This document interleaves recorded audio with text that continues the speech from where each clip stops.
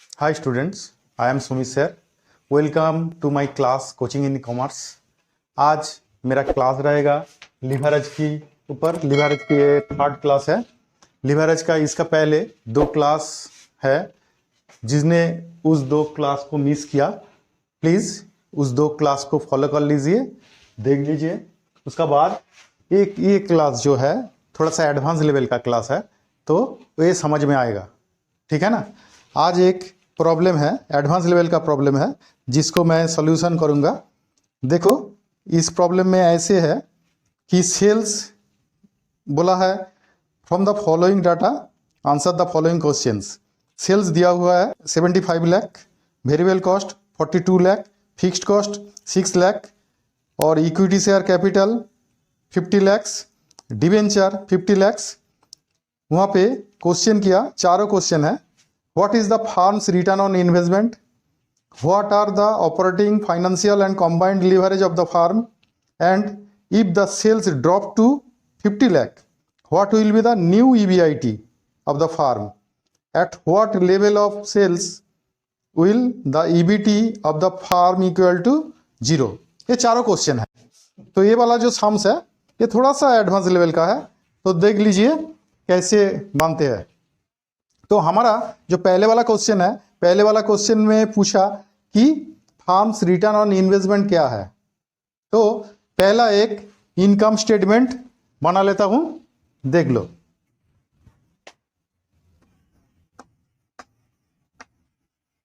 ये income statement हर sums में बनाना ही पड़ेगा।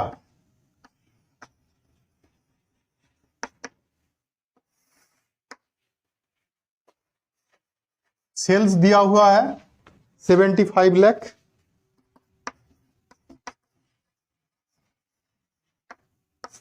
रुपीज में कैलकुलेशन हो रहा है। लेस सेल से क्या लेस होता है, variable cost. Variable cost less होगा, वेरिएबल कॉस्ट 42 लाख। और एक काम करना पड़ेगा, ये बाद में काम पे आएगा। ये वाला सेल्स जो है इसको 100% लिख रहा हूं।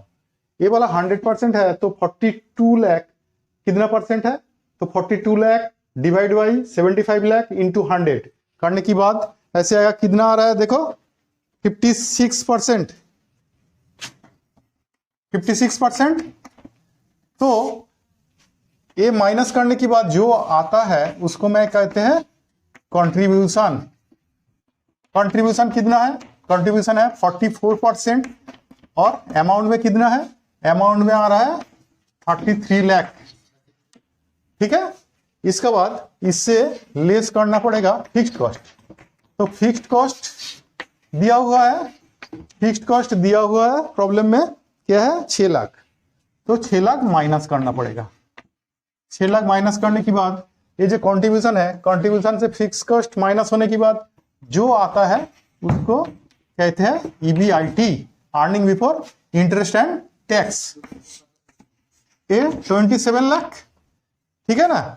इसका बाद इससे माइनस होगा इंटरेस्ट। इंटरेस्ट है, डिवेंचर है ना, उसका सोर्स ऑफ फंड जो है, सोर्स ऑफ फंड में है इक्विटी शेयर कैपिटल 50 लाख और डिवेंचर 10% डिवेंचर 50 लाख। तो 10% डिवेंचर 50 लाख का मतलब है इंटरेस्ट कितना आएगा, 50 लाख का 10%, उसका मतलब क्या 5 लाख। तो EBIT से इंटरेस्ट घटाने के बाद आ रहा है क्या EBT, और इसे PBT भी कह सकते हैं। तो ये आ रहा है। तो ये वाला टेबल जो है ये इनकम स्टेटमेंट, पहले इनकम स्टेटमेंट तो बनाना ही है, उसका बाद प्रॉब्लम में आ जाओ। तो ये याद में रहना चाहिए कि ये परसेंटेज जो है ये काम पे आएगा थोड़ा सा बाद। देखो पहले वाला जो क्वेश्चन है, पहले वाला क्वेश्चन में पूछा कि what is the firm's return on investment. तो रिटर्न ऑन इन्वेस्टमेंट का मतलब है, जो यहाँ इन्वेस्टमेंट का मतलब है कैपिटल एम्प्लॉयड। तो कैपिटल एम्प्लॉयड कैलकुलेट करना पड़ेगा। तो इसका बाद एक छोटा सा ये वाला calculation number 1, calculation number 2, capital employed, उसको भी निकलना पड़ेगा। कैपिटल एम्प्लॉयड, यहां दो तरह का कैपिटल है, एक है ओन कैपिटल। ओन कैपिटल में क्या है? ओन कैपिटल में है इक्विटी शेयर कैपिटल। ये शॉर्ट में मैं लिख रहा हूं, लेकिन आप एग्जाम की पेपर में पूरा पूरा लिखना होगा, आपको पूरा लिखना होगा, नहीं तो मार्क्स काटेगा। तो 50 लाख इक्विटी शेयर कैपिटल और 10% डिबेंचर जो है वो है लोन कैपिटल। तो लोन कैपिटल क्या है? लोन कैपिटल है 10% डिबेंचर। 10% डिबेंचर कितना है? 50 लाख। तो ये दोनों जोड़ के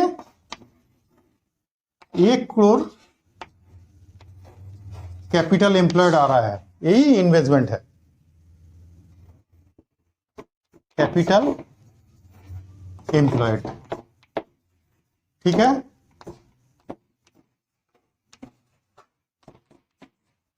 कैपिटल एम्प्लॉयड आ रहा है 1 करोड़। फिर इसके बाद इन्वेस्टमेंट में कितना रिटर्न आ रहा है?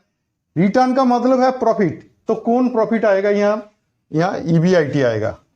ठीक है ना, ईबीआईटी कितना आ रहा है? 27 लाख। इन्वेस्ट कितना किया? 1 करोड़। तो परसेंटेज क्या है? 27 lakh divide by 1 crore into 100 करने से रिटर्न ऑन इन्वेस्टमेंट आ जाएगा। ठीक है, तो देखो कैसे आ रहा है। Return on investment, return on investment formula क्या है? EBIT, earning before interest and tax by capital employed into 100%। तो क्या है? ईबीआईटी है 27 लाख और कैपिटल एम्प्लॉयड कैलकुलेट किए कितने? 1 करोड़ इंटू 100%। तो कितना आ रहा है? 27%। ठीक है ना, ये वाला एक आंसर निकल के आएगा।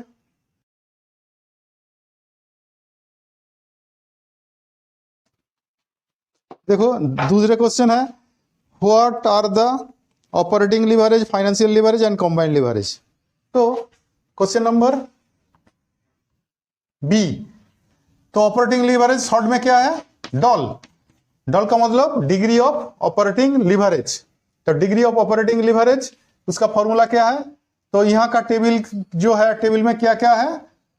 टेबल में अवेलेबल है, कंट्रीब्यूशन अवेलेबल है। तो ये इस फॉर्मूला को यूज करूंगा, contribution by EBIT.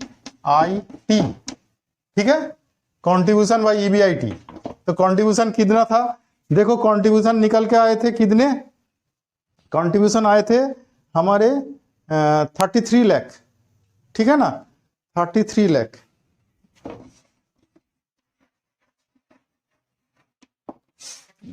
Lakh. By EBIT आए थे 27 लाख, वही वाला 27 लाख। तो कितना आ रहा है? 1.22। ठीक है, यह है डिग्री ऑफ ऑपरेटिंग लीवरेज। इसके बाद डिग्री ऑफ फाइनेंशियल लीवरेज, जिसको शॉर्ट में कहते हैं डीएफएल। तो डीएफएल का फॉर्मूला क्या है? EBIT by EBT. तो ईबीआईटी तो दिया हुआ है ना 27 लाख, 27 लाख और इंटरेस्ट इसमें से माइनस होके ईबीटी निकल के आया। इंटरेस्ट था तो 5 लाख, तो 22 लाख, 22 लाख 1.227 ये इसका मतलब 1.23। ठीक है ना। Next degree of combined leverage, DCL. तो डीसीएल का मतलब है contribution by EBT, contribution by EBT formula यह है। तो कंट्रीब्यूशन कितना? कंट्रीब्यूशन तो 33 लाख और ईबीटी 22 लाख 1.5। देखो ये वाला जो लिवरेज आया, हर लिवरेज 1 से ज्यादा है, ग्रेटर देन 1 है। ग्रेटर देन 1 का मतलब है वहां लिवर काम कर रहा है।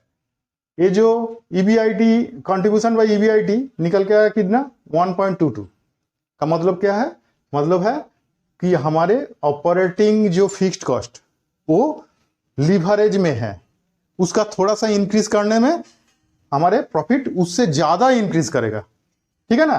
फाइनेंशियल लिवरेज वो भी देखो 1.23। इसका मतलब क्या है, हमारे फाइनेंशियल कॉस्ट हम इंक्रीज करेंगे तो उससे ज्यादा हमारे प्रॉफिट इंक्रीज करेगा, ये भी लिवरेज में है। दोनों मिला के कंबाइंड लिवरेज जो है वो भी 1.5 का मतलब क्या है, कंबाइंड लिवरेज दोनों को जब हम इंक्रीज करेंगे तो उसका इफेक्ट प्रॉफिट में पड़ेगा और प्रॉफिट उससे ज्यादा इंक्रीज करेगा, इसीलिए 1.5 आ रहा है।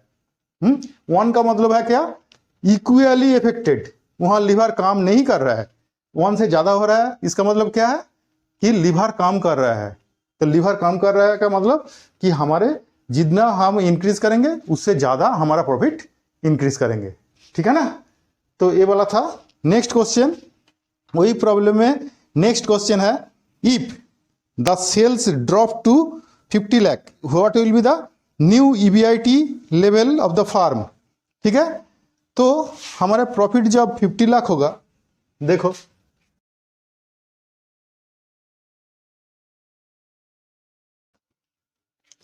सी,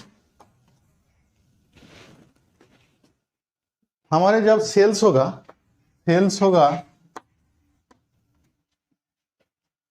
50 लाख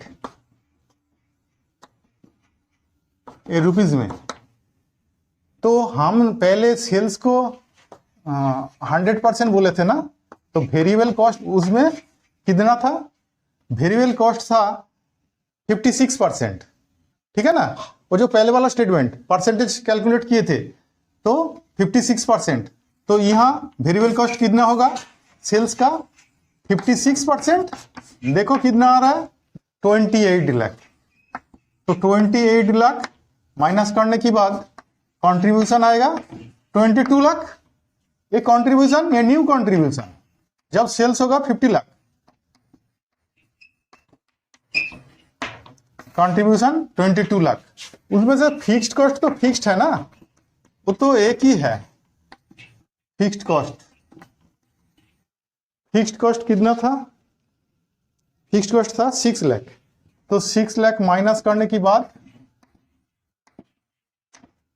तो ईबीआईटी कितना आएगा 16 लाख। तो यही क्वेश्चन था, नया ईबीआईटी क्या होगा, नया ईबीआईटी होगा 16 लाख। समझ में आया। नेक्स्ट फोर्थ क्वेश्चन, यहां पे बोला at what level of sales will the EBIT of the firm equal to 0। जब ईबीआईटी होगा 0 तो ईबीआईटी का मतलब क्या है, लास्ट आइटम है ना, तो लास्ट आइटम दिया हुआ है, इसीलिए हमें बैक कैलकुलेशन करना पड़ेगा। तो देखो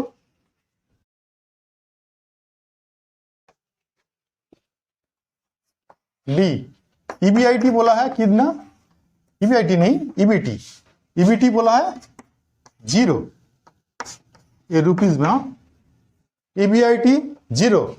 तो ईबीआईटी जब बैक कैलकुलेशन करूंगा इसका साथ इंटरेस्ट ऐड करूंगा तो क्या आएगा, इंटरेस्ट ऐड करूंगा, इंटरेस्ट कितना था 50 लाख डिवेंचर था, उसका 10% का मतलब 5 लाख।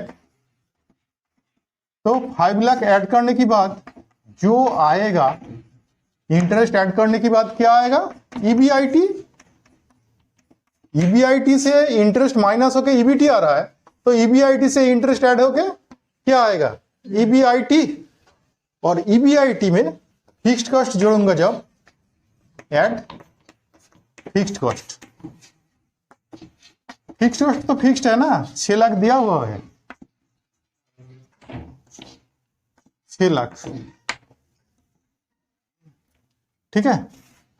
तो 11 लाख जो आ रहा है, 11 लाख को क्या बोलते हैं फिक्स्ड कॉस्ट जोड़ने के बाद कंट्रीब्यूशन देखो हमारा जो फर्स्ट टेबल है उसमें 100% सेल्स एज्यूम किए थे और उसमें 56% क्या था, वेरिएबल कॉस्ट। तो उसका माइनस करने के बाद कंट्रीब्यूशन आए थे 44%।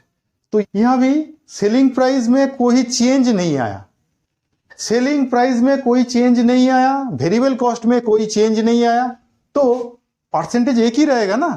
तो ये वाला जो कंट्रीब्यूशन आ रहा है ये कितना परसेंट, 44%। वहां जो कैलकुलेट किए थे ना 44%, जब सेलिंग प्राइस में कोई चेंज नहीं होगा और वेरिएबल कॉस्ट में कोई चेंज नहीं होगा, तब ये कंट्रीब्यूशन का परसेंटेज एक ही रहेगा, ठीक है ना।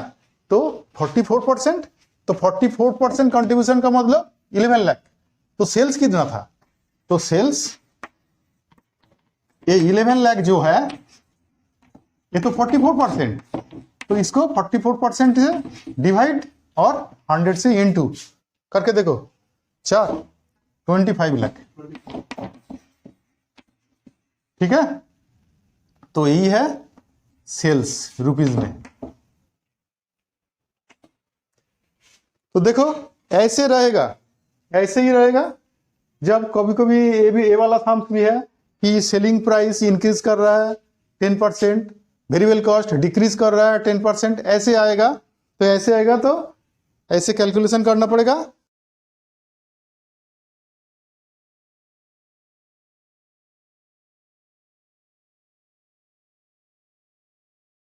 और आज का जो क्लास है इतना ही। क्लास अच्छा लगा तो जरूर लाइक और कमेंट करना। टाटा।